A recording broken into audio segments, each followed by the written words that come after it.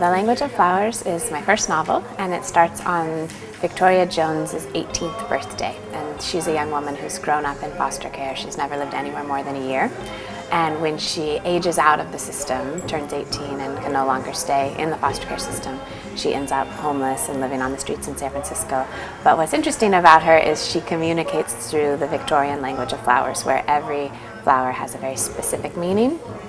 So you might know that red rose means love, but rhododendron means beware, and mistletoe means I overcome all obstacles. Every flower has a very specific meaning, and she goes throughout her life leaving these secret messages for people. And then one day a young man at the flower market understands her message and gives her a message in response. So it's about her future with this young man, and also about her past and where she learned the language of flowers. And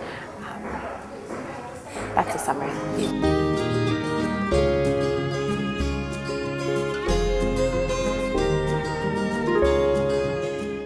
I wrote this book because I'm very passionate about working with kids in foster care, and I've been a foster parent myself. I have a 19-year-old now who's in college.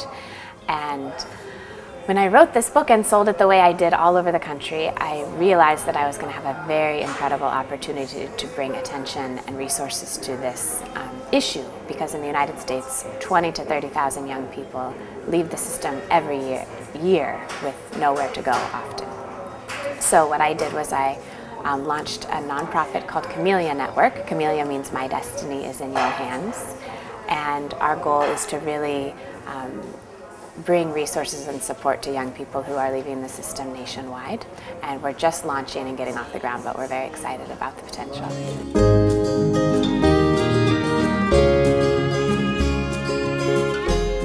So I was at a reading in Northern California, in a very small town, and a woman had driven a long way to get to my reading. She was maybe 65.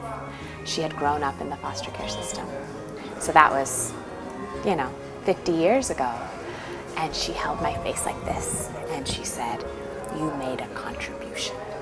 She said, "No one has told this story the way you did." So that made me feel, that's what you try to do as a writer. You try to tell a story in a way that captures something true. What's been interesting, I think, is that the Victorian language of flowers itself is very romantic and light, and I think a lot of times people pick up the book because they're interested in this sort of method of communication, but then what they get with the book is a little bit darker maybe than they were imagining.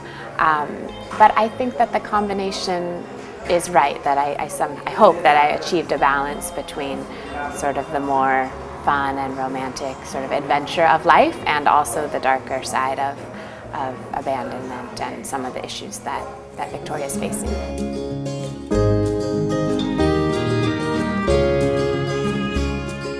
I was the kind of kid that spent my afternoons in bookstores because I wanted to be a writer and I was a reader. And we had this great used bookstore in my hometown where there were stacks and stacks and stacks of books, and you had to kind of find your way through them, and I would spend hours there. And I found a very small book called The Language of Flowers by Kate Greenaway that was an illustrated dictionary, and it was exactly like that. I felt like I had discovered a secret that no one else knew about, and that's the coolest thing when you're 16 years old.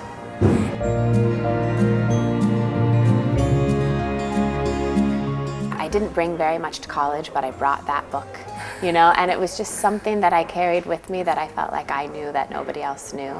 And I definitely would seek out flowers and gardens, especially when I was looking for a quiet space to write.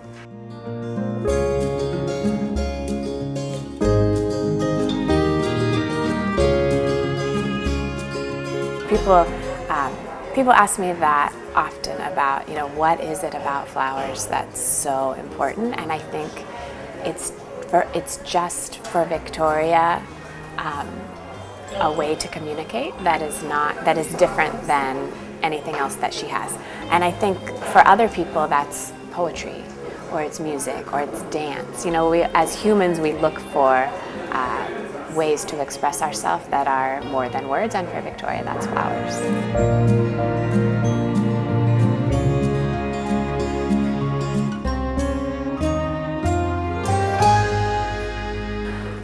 so many changes all at the same time. You know, my book sold and became successful at the same time that we moved across the country. So I was born and raised in California, now I'm in Boston. So I think I do miss California, but I think that has nothing to do with all the book and everything. I think really I'm thrilled to have this experience and to share it with my kids.